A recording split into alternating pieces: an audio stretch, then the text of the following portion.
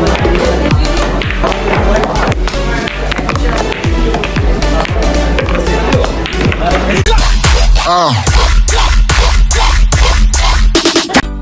guys, assalamualaikum. This is your Ibrahim Arif and you are watching Ibrahim Arif Vlogs. So guys, today's vlog is very interesting because আজকে আমরা ধানমন্ডি শহরে যাব and Dhanmondi শহরে আমরা কেবি square যাব।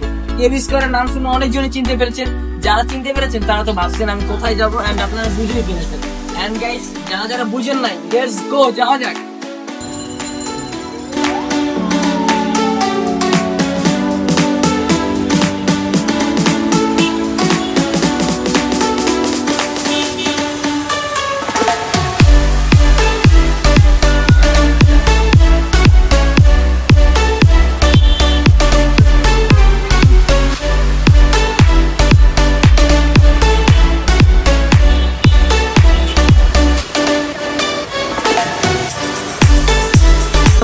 আপনারা দেখতেই পারতেছেন যে আমরা কেবি স্কয়ারের সামনে এসে পড়েছি এন্ড আস্তে আস্তে আমাদের সাথে খালেদ ভাইয়ের সাথে দেখা হয়ে গেছে এন্ড এটা ভয়েস ওভার দেওয়ার কারণ হলো ওখানে কল এসে পড়েছিল এন্ড ওইরকম একটা অবস্থা ছিল না যে আমরা ভয়েসটা দেবো।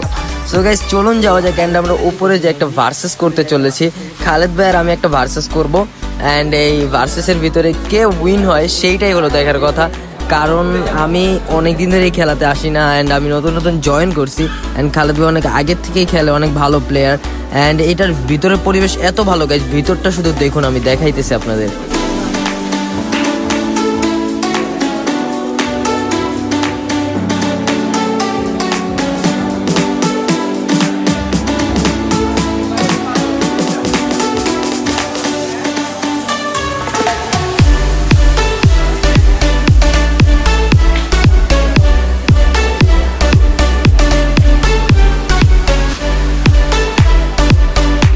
গাইস ভিতরের পরিবেশ তো অনেকই দেখলেন, এখন খেলাটা দেখুন। আমি আর খালেদ ভাই গ্লাভস নিয়ে মারামারি করতেছিলাম, যে সে বলতেছিল তুমি নাও, আমি বলতেছিলাম আপনি নেন, এরকম একটা কাহিনী চলতেছিল। সো এখন আমাদের খেলাটা স্টার্ট হবে। গাইস খেলার মাঝখানে কথা বললে তোমরা একটুও মজা পাবে না, সো খেলাটা এনজয় করো। যদি খেলার মাঝখানে কথা বলাটা উচিত হয় বা খেলা মানে অনেক দেরিতে শেষ হয়, যে খেলার মাঝখানে আমি কথা বলতে পারি, টাইম থাকে, তাহলে আমি তোমাদের ভয়েস ওভার দিয়ে অবশ্যই শোনাবো।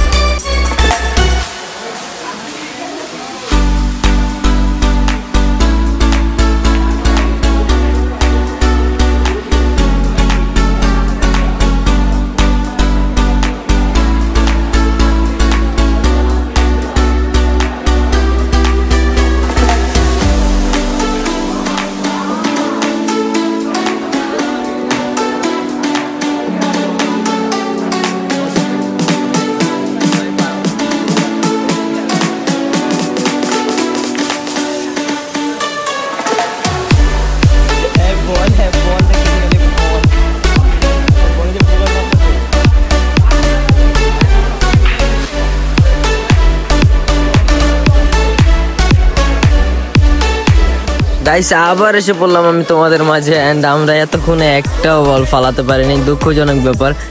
এন্ড এখনই আমরা মানে স্টিক দিয়ে শুধু মানে এখন একটা বলও ফালাইতে পারি না। আর আমি বলতেছিলাম যে খালেদ ভাই তো আগের প্লেয়ার, আমি কিভাবে পারবো, আমি এই গেমটা নির্ঘাত হেরে যাব। অ্যান্ড আমরা এখানে খেলতেছিলাম, ওই দিক দিয়ে খালেদ ভাইয়ের একটা রিলস চলতেছিল। এই যে একটা বল ফালিয়ে দিয়েছে, মানে বিসমিল্লাহটা খালেদ ভাই করছে। অ্যান্ড আমাদের ব্লগটা চলতেছে অ্যান্ড ইয়াসিনের উপরে যে মাথা গরম হয়েছে, ও কি করে একবার ক্যামেরা রাউন্ড ভাবে নিবে, একবার ক্যামেরা স্ট্রেট ভাবে নিবে, মানে ওর ক্যামেরা স্টেবল কোনো সময় থাকবে না। আর ওর যে ক্যামেরা ধরার মানে যেই জায়গাতে ধরতে হবে তো সেই জায়গাতে ধরবে না। অ্যান্ড আমি এভাবে বসে মারতেছিলাম আর সবাই একটু আসতেছিল যে মানে খেলা নতুন নতুন আসছে এরকম একটা অবস্থা। অ্যান্ড এই বলটা নির্ঘাত পকেটে যাবে, এখনই যাবে। বলছিলাম না গাইস এই বলটা পকেটে যাবে। অ্যান্ড একটা বল আমি নিতে পারছি, অনেক ভালো হয়েছে। এই দেখছেন ওর অবস্থা দেখছেন, ও এরকমই করবে, প্রত্যেকটা ভ্লগেও এরকম করবে। ওর মানে ক্যামেরা ধরার কোনো স্টেবল থাকবে না। এই যে এখন আরেকটা বল পকেটে নেওয়ার চেষ্টা করলাম, কিন্তু বলটা দুঃখজনকভাবে গেল না। এটাতেও গেল না, ওটাতেও গেল না, মানে বলটাই সমস্যা আর কি। এখন আমি চোখ দিয়ে দেখ খালেদ ভাইয়ের এত ফোকাস বলের ভিতরে, মানে তার বলের ভিতর থেকে ফোকাসটা উঠতেছে না, যে তার চোখ শুধু বলের ভিতরে থাকে। মানে তার খেলার দিকে গাইছে এত ফোকাস, মানে সে খেলার দিকে ফোকাসটা উঠে দিতেই পারতেছে না। অ্যান্ড আরেকদিকে মোবাইল নিয়ে ঘোরাঘুরি করতেছে রিলস বানানোর জন্য। অ্যান্ড এইখানে খালেদ ভাইয়ের অনেক ভাই ব্রাদার আছে যারা খালেদ ভাইকে চিনে, এদিক দিয়ে দেখা করতে আসতেছে। আর আমি চারিদিকে খুঁজতেছি যে রেঞ্জ কোথায়, আমি রেঞ্জই খুঁজে পাইতেছি না। দেন খালেদ ভাই দেখাই দিল, আমি ওইখানে গেলাম, রেঞ্জটা আনলাম।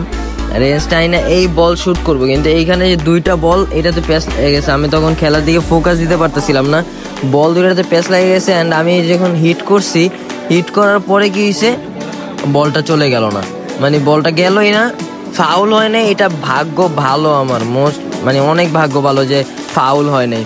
অ্যান্ড গাইস এই ব্লগটা বানাইতে গিয়ে যে আমার এত প্যারা খাইতে হয়েছে। আমি যারা যারা আমার ফেসবুকে আছেন তারা জানেন যে আমি স্টোরি দিয়েছিলাম, অ্যান্ড থাম্বনেল স্টোরি দেওয়ার পরে আমি ব্লগটা ছাড়বো। অ্যান্ড গাইস আমি ভুলবশত ক্যাপকাট থেকে সং লাগাইছিলাম। এখন ক্যাপকাটের সংগুলো আমার জানা মতো পার্সোনাল হয়ে থাকে।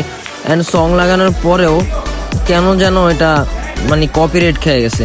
অ্যান্ড কপিরাইট খেয়ে যাওয়ার পরে আমি ক্যাপকাট থেকে ভিডিওটা ডিলিটও করে ফেলছিলাম।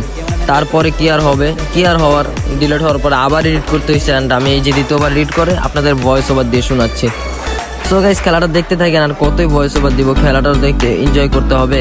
So guys bye.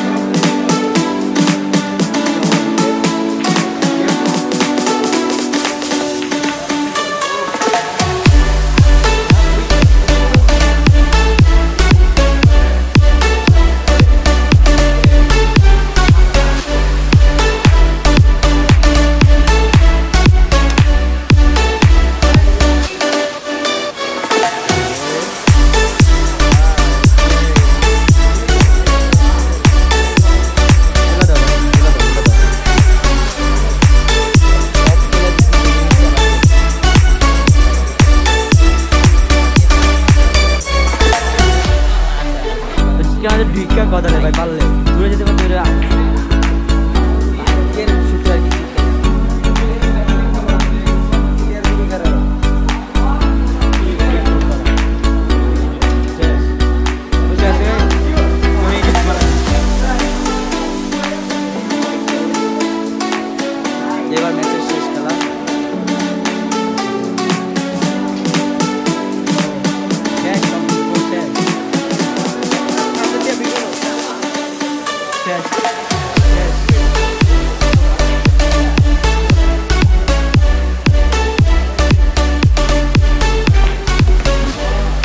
গাইস 8 যেহেতু পড়ে গেছে, আজকের উইনার আমি অ্যান্ড খালেদ ভাই দুঃখজনকভাবে হেরে গেছে।